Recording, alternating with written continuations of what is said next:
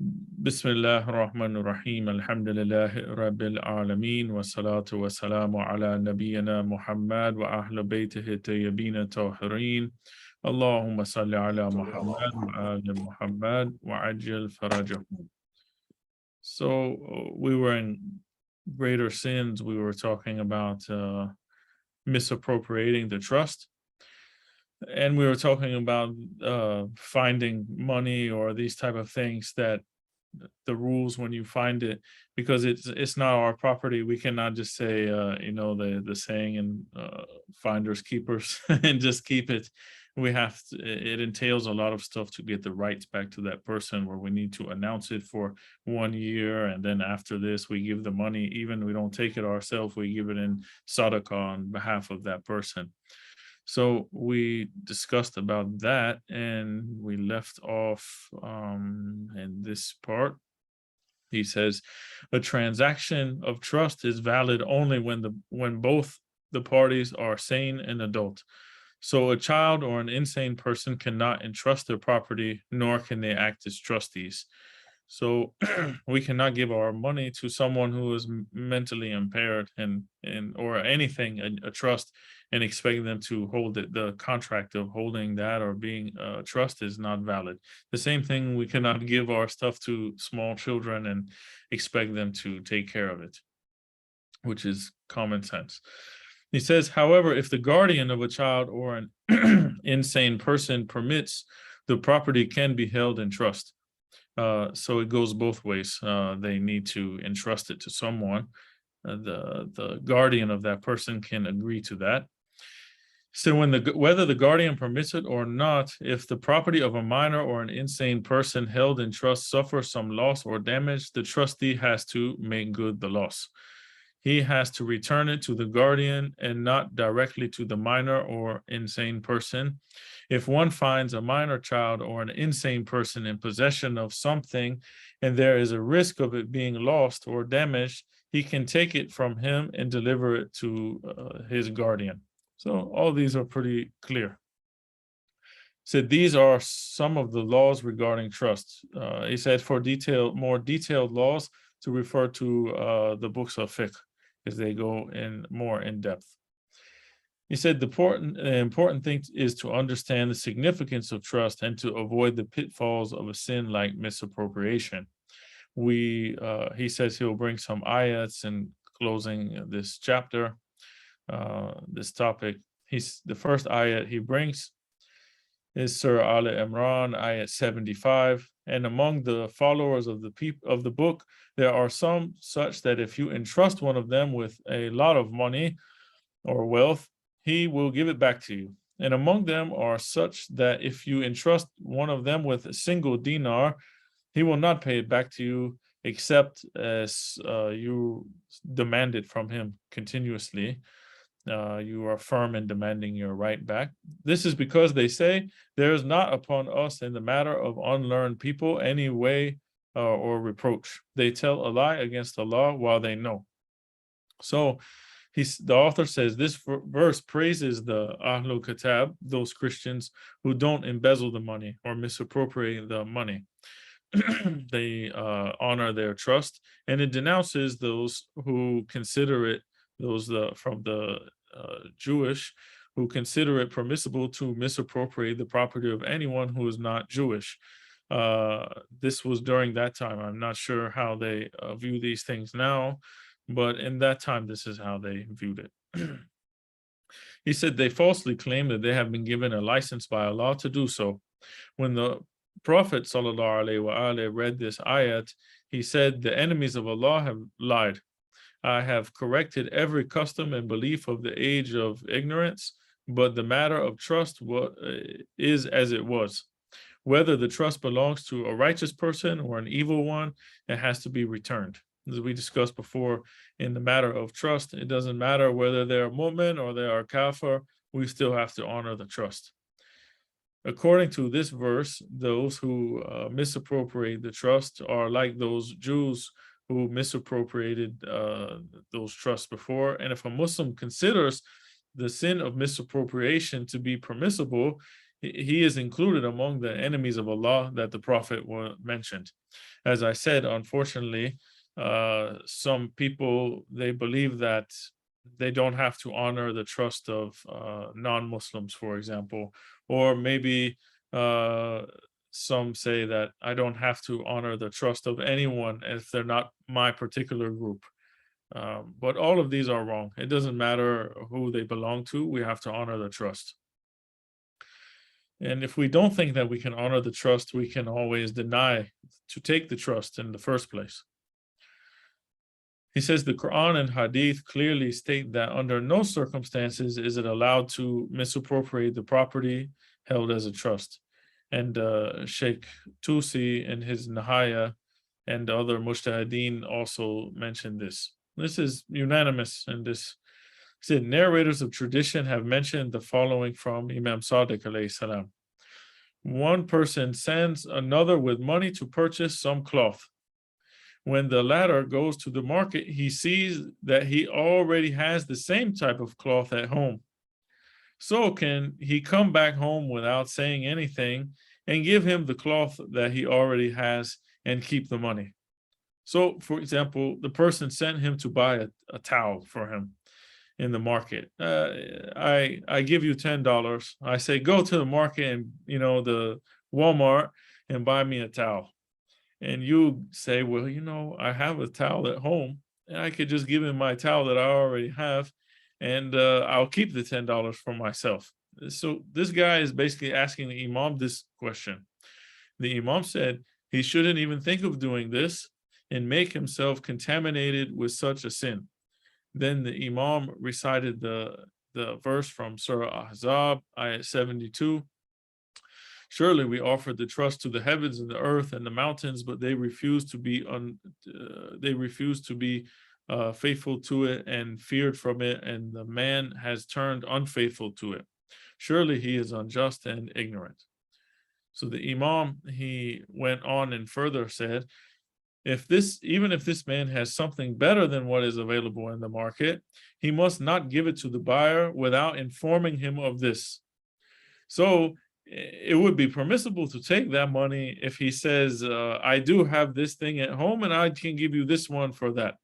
But honestly, if we have it and our brother needs it, it's better for us to just give it to them if we have something spare and tell them to keep their money, and we get the barakat from giving sadaqah to our brother. He says, so he mentions this in the author, he says, the reason for this is because the actual transaction that took place of taking the person's money to the market and buying a cloth, not bringing a cloth from your house and taking the money. It was to go buy a cloth from the market. So anything other than that is not what was in the transaction, not what was contracted to do, and this would be misappropriation. It said one of the companions, Suleiman, asked Imam Sadiq alayhi salam, a man had borrowed some money from me. Not only did he not repay me the loan, but he also took an oath that he didn't owe me anything. Later, he kept some of his money with me as a trust. Can I take my debt from his money? So this person, for example, to give scenario, I borrow money from you, and then you say, oh, I need the money back, the $100 I borrowed from you. And I say, I don't remember any $100. I don't owe you anything. And then later on, I give you some money. I give you $200. Say, hold it for me. He asked the Imam, can I take my $100 from that 200 that he gave me since he owes me a debt? The Imam said, certainly that person betrayed you, but you should not betray his trust. You must not commit the same sin that he did with you. So even if the person betrayed your trust, betrayed the trust with you, and he took your money and he said, I don't owe you anything, and then he gives you money, you cannot do the same thing to him. He says, as we have already mentioned, Sheikh Tusi and the other Mujtahideen have given clear fatwa in the light of the verses of Quran and Ahadith that misappropriation is haram. he says that the late Kadhim Tabatabai says it is commonly believed by the Mujtahideen that to recover one's legal dues from a property held in trust is permitted. He said the fatwa of the late Kadhim Tabatabai was also to this effect, but precaution dictates that one must refrain from doing this. So even if the mujtahid says you can take it's permissible to take this back from that trust because that was your money, but precaution says don't do it. So even if a person viewed that it was permissible to do it, we still should do ihtiyat, precaution, and not take that money from their trust and give the trust back as it was. Because if we take that money from their trust, from that trust they gave us, it will cause more problems, bigger division, maybe fighting and other stuff. It can lead to other things. He says if a person is given money on the undertaking that he should give it to a poor Sayyid, he cannot keep this money, even if he himself happens to be poor Sayyid, without informing the owner. So, he was given the money to give it to another poor Sayyid, not to keep it for himself. So in this case, he cannot keep that money. He needs to fulfill that.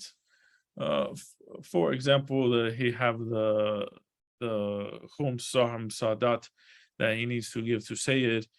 He cannot just keep that money. If he was discharged, he was hired to give it to a poor Sayyid, he cannot just say, well, I am poor, I'm going to take this money. He needs to seek permission and maybe say, well, I'm in need of this. Can some of this go for me? And then then he can do that. He says, but if it is certain that the owner will agree to his keeping it for himself, then doing so is not a breach of trust. So maybe he is poor and the person has no problem with that, and he knows that the person has no problem with that, then it's okay. But that's a personal issue that he would have to know that person and do this. And it's better to ask permission from that. He says, Rasulullah sallallahu alaihi wa said, beware, one should not commit misappropriation of even one camel. Otherwise, he will be summoned on the day of resurrection, riding the same camel and himself bleating like a camel, or moaning or making the sound that the camel makes. Beware, one should not commit misappropriation of even one horse. Otherwise, he will be summoned on the day of resurrection, riding the same horse, neighing like a horse. He will be calling me for help, Ya Muhammad, and I will tell him, I already warned him.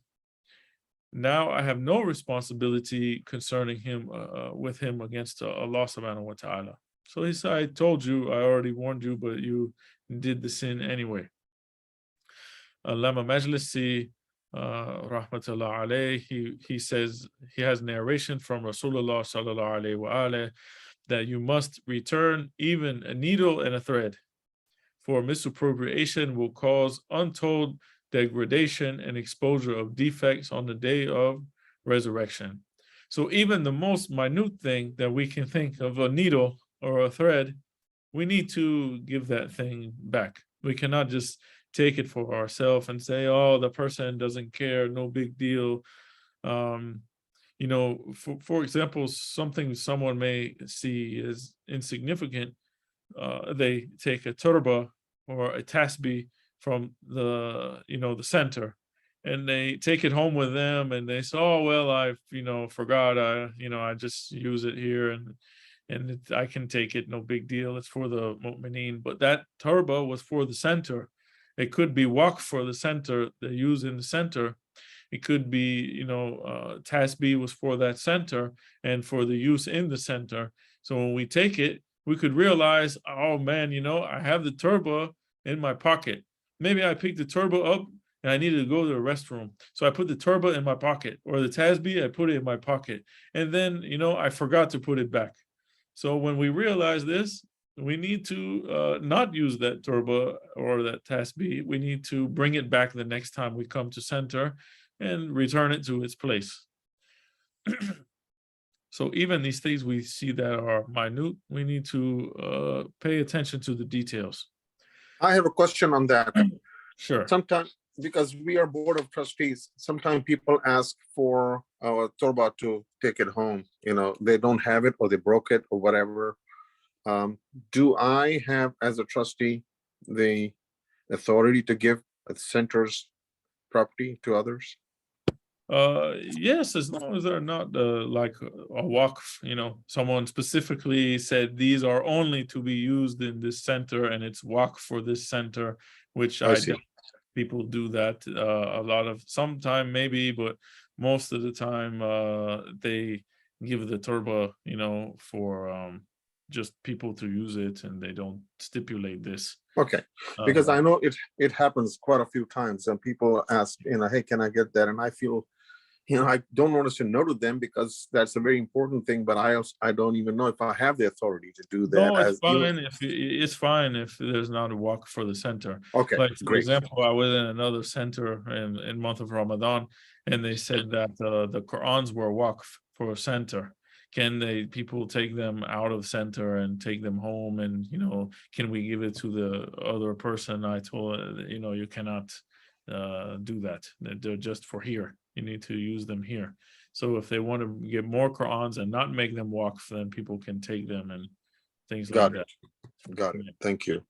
You're welcome. Let's see. Okay, so about this,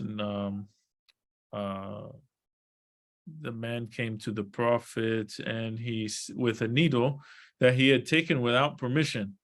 He said, I took this needle to sew a pack, the saddle, you know, the pack on the saddle of the camel.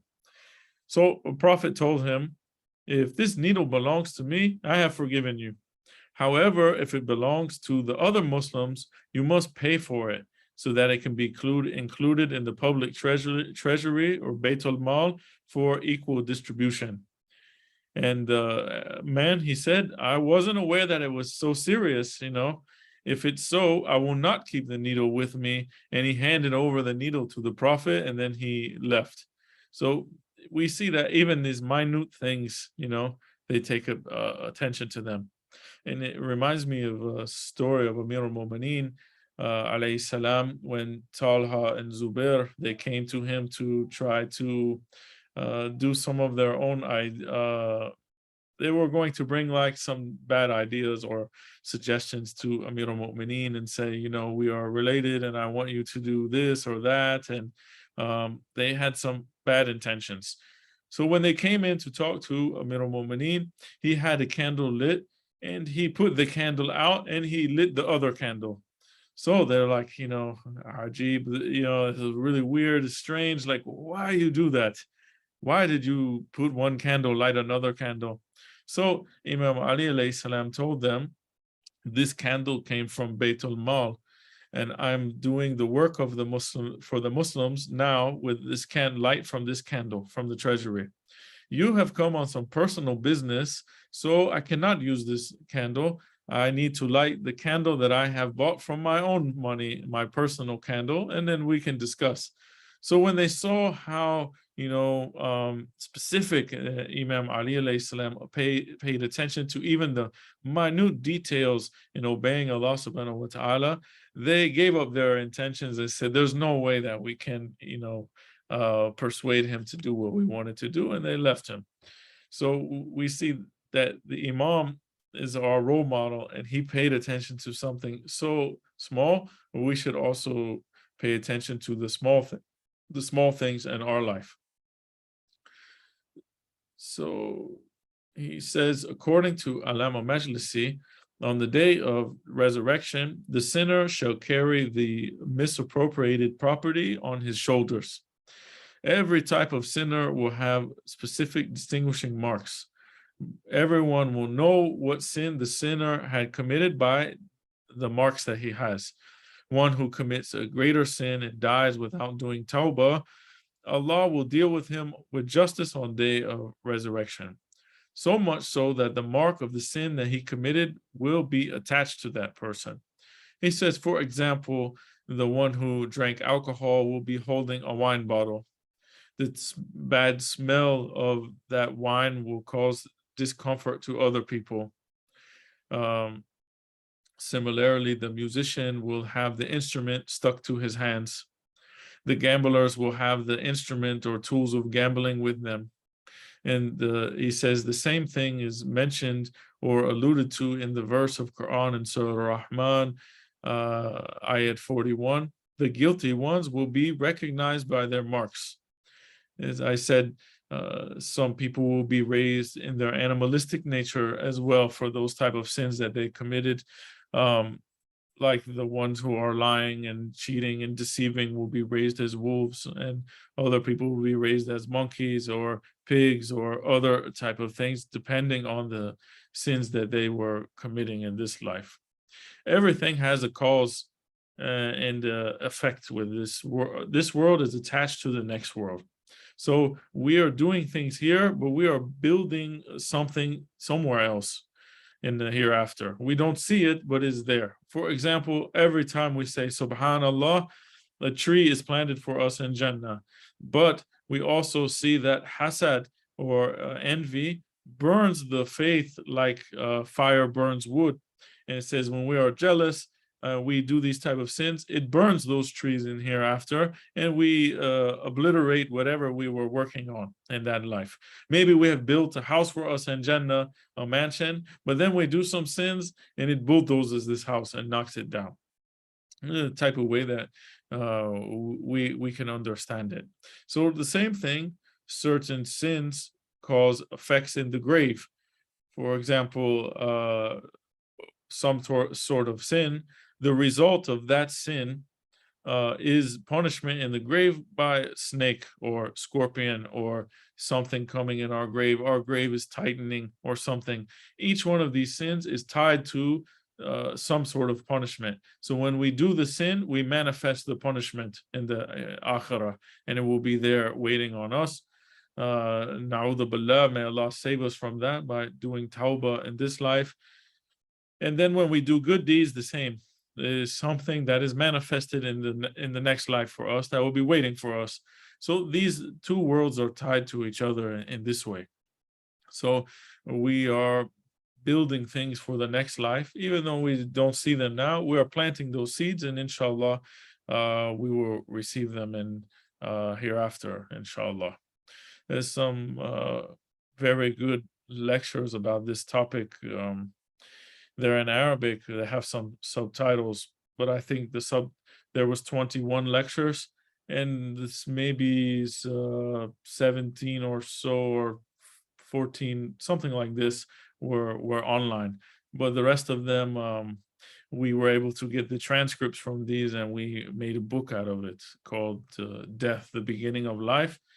The book is so eye-opening of hereafter. I would recommend anyone to get this book. It was by the late Ayatollah Sayyid Muhammad Rida Shirazi. I have never read anything like so eye-opening describing the death. It's very nice, and he was saying that death is very clear for us. The picture is painted clear. What will happen in each stage, how the worlds are related to each other, gives a lot of examples, a lot of stories, a lot of things, and it's very clear. And he said the disbelievers are afraid of death. Even the Ahlul Kitab, they don't have clear picture of what will happen. So they are afraid. They don't know where they're going to. They just think it will be good, but they don't know exactly what will happen from this stage. We know from the time the angel comes, what will happen when he takes our soul. The Ahlul Bayt alayhimus salam will be around us, inshallah. What will happen when they put us in the grave the first night, and other stations, and it's very clear for us. So the believer, they believe in these things firmly, they're not afraid of them. But the one who has no idea what will happen to them, they are uncertain, they don't know what's going to happen, they will be terrified of life after death, and they will cling to the life of this world. This book is very good. Can you send us the title? Yeah, I can send you the link. That'll be great. You the link for the book, which is the whole series. And if you prefer to listen to the Arabic and watch the subtitles, it's not complete, but maybe it's 14 of them. And then if you want to continue, you can get the book. I'll send both of them. The book is in Also, English? yeah, the book is the English subtitles. So I found the translator who made the subtitles, and I contacted and reached out, and he said, we've done 14, but I have the complete 21. So I'll give all of them to you. And then Okay, we made a book and published it. And honestly, it's one of my favorite books I've read. It's very nice. it'll be interesting. Okay, I'll wait It's for very that. good. It is very interesting, and it makes you wake up, like Oh, you sure. think about it and you're like, oh, like you see death in a whole new way that I mean, I read this book a few years ago, and I have been Muslim most of my life, and then when I read this book, I was like, I never looked at it in these type of angles that he was bringing. It was very interesting. Wow, that'll be nice. Other good Okay. book is like Manaz al-Akhira by Sheikh Kumi. Another good book. But yeah, it's very nice, both of these books. So I'll send you a link, inshallah. Inshallah. Thank you. Yeah, you're welcome. Yeah, I started watching them to practice my Arabic, because the late Sayyid, his Arabic is very clear and he talks slow. So I was listening to just build my comprehension some years back. And when I was listening, I said, wow, this is like so good. So I wanted to put it into a book. I said this could benefit a lot of people. And yeah, then there we have it. So back to the text, he says, one day a poor man came to Rasulullah sallallahu alaihi wasallam, and told him of his poverty. The Prophet said, sit down, Allah is the most powerful. So another beggar came, and the Holy Prophet told him also, sit down. The third one came, the Prophet said, sit down. And after some time, a person came and presented 4 sa'a of wheat. It's 12 kilos. And he paid this as zakat to the Prophet. So the Prophet distributed 3 of those kilos of wheat to each one of those poor men. And 1 kilo remained with the Prophet. After Maghrib and Isha, the Prophet announced that 1 kilo of wheat is remaining with him, that he wants to give it away. Any needy person can come and take it. But no one came forward. So the Prophet was compelled to take this trust home. His wife, Aisha, she says that that night, Rasulullah sallallahu alaihi wasallam was very restless and, tossing, turning. And when she asked the reason for him doing this, he replied, I am fearful of the consequences in case I die today and this trust is not delivered to a deserving person who it needs to go to. Subhanallah, this is our Prophet, even caring about like 1 kilo of wheat that needs to go to a poor person. It's also mentioned that when Rasulullah sallallahu alaihi wasallam was on his deathbed, he had an amount of 6 or 7 dinars for the poor and needy people. This is nothing, small, something very small. And he had it with him, and he sent for the money. And after counting it, he said, it is possible that Muhammad may reach the presence of his Lord while these dinars are still in his custody.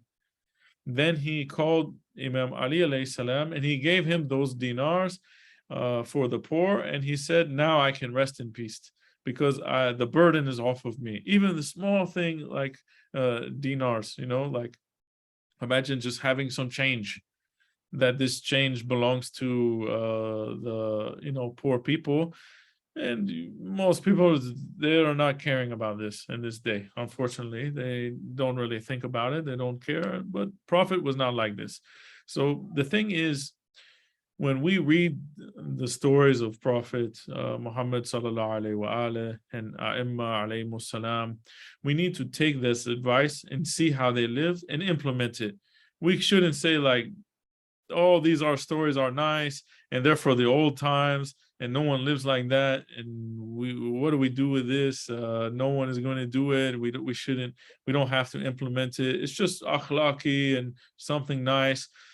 I disagree. I think that when we read the stories of the Prophet, we should read them with the intention of taking that advice and taking that example that they did and plant it inside of our heart and follow that example.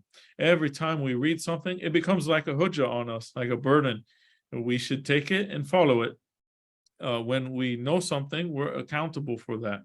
And if we don't follow it, we're accountable for not following it. We cannot be like, maybe I told you before, I had a friend when we were young. I was like 17, 18 years old. My other friend was the same age, and we were both Muslim. And I used to come out of the room and I'd say, oh man, I read something new today.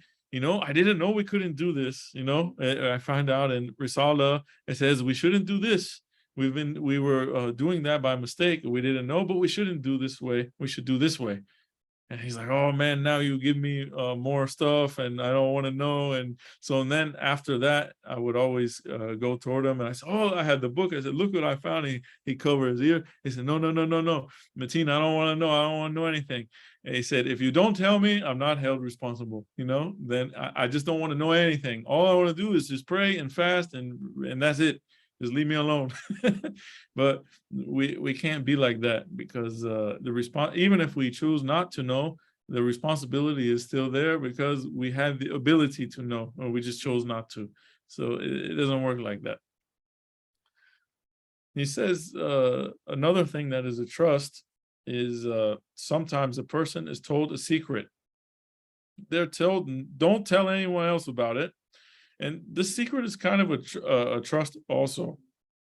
And he says it may also be that one learns a secret about another person and is sure that person doesn't want anybody else to know, but somehow he came to know about it.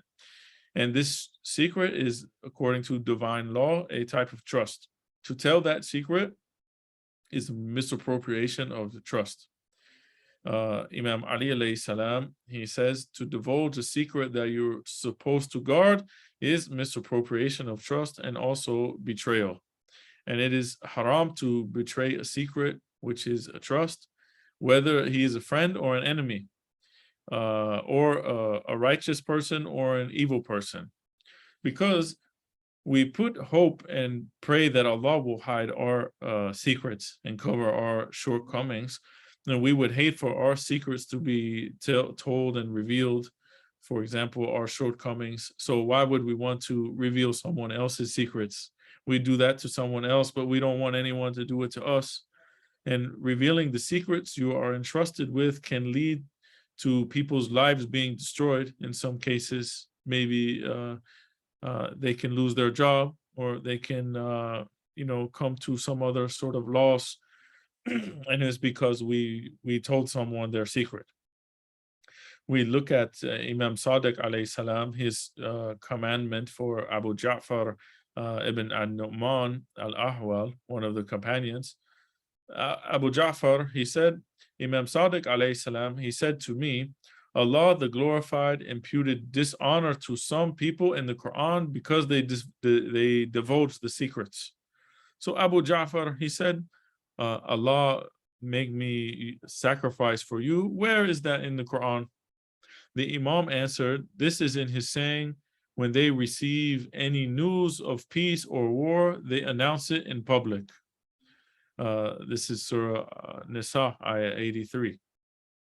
These people being described, they like to talk a lot, and they cannot wait and to go spread the news to everyone they meet. And I'm sure we've all come across this person in our life, someone who's like this. They have to be the first to go and spread the news. Whatever is going on, they have to go tell everyone about it. And they tell every single friend that they see, they tell them. And as soon as they see something, or they find out something, their fingers start twitching. They're like, I need to tell. And the next thing you know, the news has spread far and wide. They have texted everyone. They have sent on the social media. They have done all of these things in WhatsApp and Twitter and Facebook and Instagram and on and on and on. They have told everyone. So these type of people are, as Allah described in the Quran, when they receive any news of peace or war, they announce it in public. And the Imam says that these people were mentioned in a dishonorable way, this type of characteristic and this type of trait. So we should also make sure that we avoid that. We all know some people, if we want someone to find out something, for example, we want everyone to know something. We tell that one person, oh, you know this, this, and this, don't tell anyone.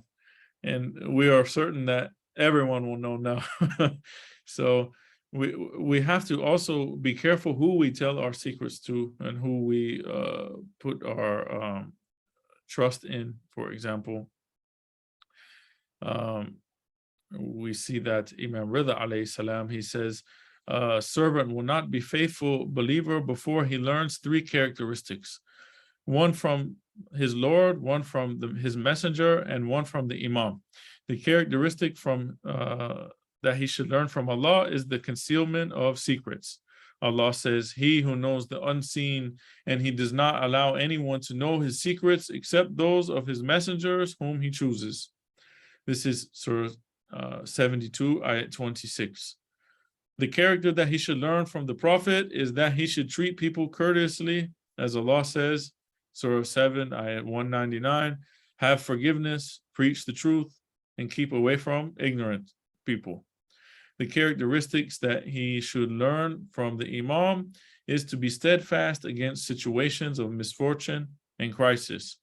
Allah says, and those who exercise patience and poverty in distress. This is Surah Baqarah, ayat 177. So we see that who should we tell our secrets to? And here we'll mention this part because we start a little late. We'll go extra 5 minutes, inshallah. Imam Ali alayhi salam, he says, Ya Kumail, you can inform your brotherly friend of your secret. Who is your true brotherly friend?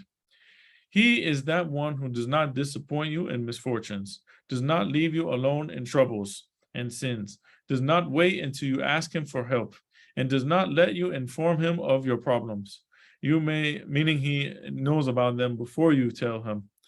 You may lead him to straightforwardness when he is leaning. Imam Sadiq alayhi salam, he says, no one should be regarded as trustworthy before he does three things. He has to safeguard three things. The first one is funds or money or wealth. The second is secrets, and the third is honor. He who keeps two of them, but not the third, he is not considered as trustworthy. He needs to keep all three of these. So what about if the secret has already been made public? Everyone knows you've been told a secret, but now everyone has found out. Imam Ali alayhi salam was telling advice to his son, Hassan al-Mujtaba alayhi salam, that never divulge a secret, even if the owner of the secret divulges it. Imam Sadiq alayhi salam, he says, do not let your friend know your secrets unless these secrets will not harm you if your enemies hear about them. One day your friend may turn into your enemy. So we have to be careful. If it's something that will cause us harm, we should not tell that secret to anyone, even our friend. We should keep that to ourselves. If our enemies find out about it and they can use it and it can destroy us or something like this, it should not tell. He said, you know, it's when we look at this, it's imperative that we become, you know, prudent in regards who we let in our personal lives, who we let in to know about our business operations. Also, how many times we see that people are best friends one day and then the next day they hate each other, they are fighting each other, they're enemies. And sometimes we trust someone and then they turn on us. For example, we trust someone, but this trust, it needs to have a limit of the trust. And we see that in Najm Balaga, Imam Ali alayhi salam, he mentions this. He says, have love for your friend up to a limit, because it is possible that one day your friend may turn into your enemy, and have hatred for your enemy up to a limit, because maybe one day this enemy may turn into your friend. We don't know. So to further iterate this point, we have narration from Imam Sadiq alayhi salam, who quotes Amir al-Mu'mineen alayhi salam. He says, whoever hides his secrets, he has control over them, those secrets. But if anything is expressed to 2 or more people, then it will spread around and eventually it will go, further. He says, Rasulullah sallallahu alayhi wa alayhi, he has another narration, and we have a few more narrations. They're a little bit more lengthy, so I think maybe we can continue this topic in next week, inshallah, and we'll pick up where we left off about this topic of secrets, inshallah. So we'll end here. Sallu ala Muhammad wa ali Muhammad.